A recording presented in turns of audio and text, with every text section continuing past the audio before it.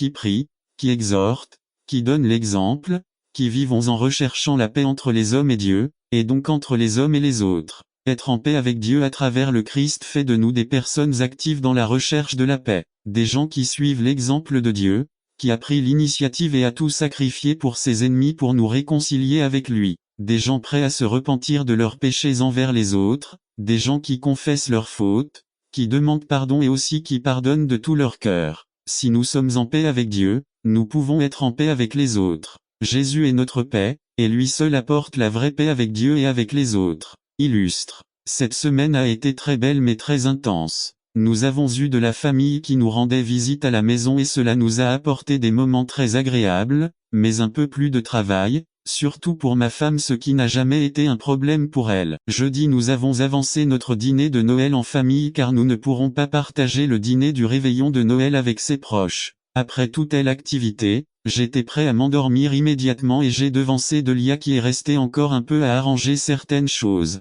Je suis entré dans la chambre et j'ai vu le lit rempli de vêtements pliés et propres qu'il fallait ranger dans les tiroirs. J'avoue que même si j'ai entendu une petite voix intérieure me disant de ranger les vêtements pour débarrasser le lit, j'ai préféré tenir compte de mon envie de dormir immédiatement et j'ai raccroché le hamac pour éviter la fatigue. Étant installé dans mon hamac, je m'attendais à ce que lorsque Delia entrerait dans la pièce et verrait la situation, elle ferait quelques observations, à juste titre, alors j'ai préparé ma réponse d'attaque si nécessaire. En effet, lorsque Delia est entrée dans la pièce, elle a fait un commentaire dans la bonne humeur, mais j'étais déjà prédisposé à attaquer et je l'ai fait, frappant avec mes mots là où cela pouvait causer le plus de dégâts. Je l'ai fait, je l'ai blessé, et pourtant, j'ai ignoré ma conscience qui me disait de me réconcilier, de demander pardon. Dans ma fierté, je me suis simplement retourné et je me suis endormi. Il était encore tôt le matin quand je me suis réveillé et Dieu ne m'a pas permis de continuer à dormir.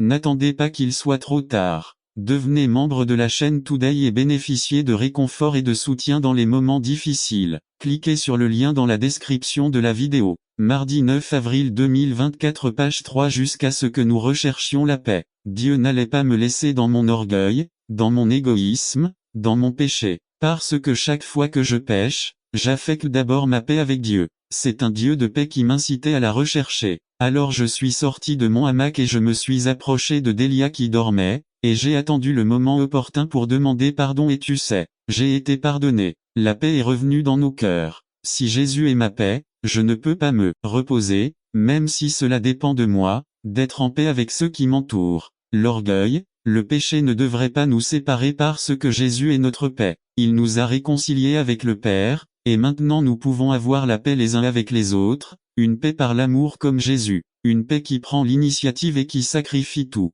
une paix qui implique la repentance, la confession des péchés, le pardon des péchés, de nouvelles attitudes, une nouvelle obéissance à la parole et un changement de vie. Jésus est notre paix, lui seul apporte la vraie paix avec Dieu et avec les autres. Que sa paix vous amène aujourd'hui à entreprendre des actions de pacification avec votre entourage, avec votre conjoint, avec vos parents, avec vos enfants, avec vos autorités, avec vos subordonnés, avec vos voisins, avec toutes les personnes que vous avez rencontrées interrompu la paix. Car Jésus dit, « Bienheureux les artisans de paix, car ils seront appelés enfants de Dieu. » N'attendez pas qu'il soit trop tard. Devenez membre de la chaîne Today et bénéficiez de réconfort et de soutien dans les moments difficiles. Cliquez sur le lien dans la description de la vidéo mardi 9 avril 2024. Page 4 La voie de la sainteté résumée. Le mot sainteté provoque un inconfort car on pense rapidement à notre apparence physique, mais la Bible parle d'une voie de sainteté. Par Marc Drostiza 35, 8 à 18 Et il y aura là une route et un chemin, et on l'appellera le chemin de la sainteté. Il n'y passera pas d'impurs, mais il sera lui-même avec eux. Celui qui marche dans ce chemin, aussi maladroit soit-il, ne s'égarera pas neuf il n'y aura pas là de lion, et aucune bête sauvage n'y montera, et on ne la trouvera pas là, pour que les rachetés puissent marcher 10 Et les rachetés du Seigneur reviendront, et ils viendront à Sion avec joie et une joie éternelle sera sur leur tête et ils connaîtront la joie et l'allégresse, et la tristesse et les gémissements s'enfuiront. Dans cette partie de la parole de Dieu, l'avenir de Sion est prophétisé. Il est très important de voir que dans le futur de Sion, Dieu a préparé un chemin spécial qui est le chemin de la sainteté. Jésus nous a dit qu'il est le chemin, la vérité et la vie. Le chemin de la sainteté est le chemin où c'est-à-dire les empreintes que Jésus nous a laissées pour pouvoir un jour être avec lui. Isaïe 57, 15 Car ainsi parle le Haut et le Très-Haut, qui habite l'éternité, et dont le nom est le Saint.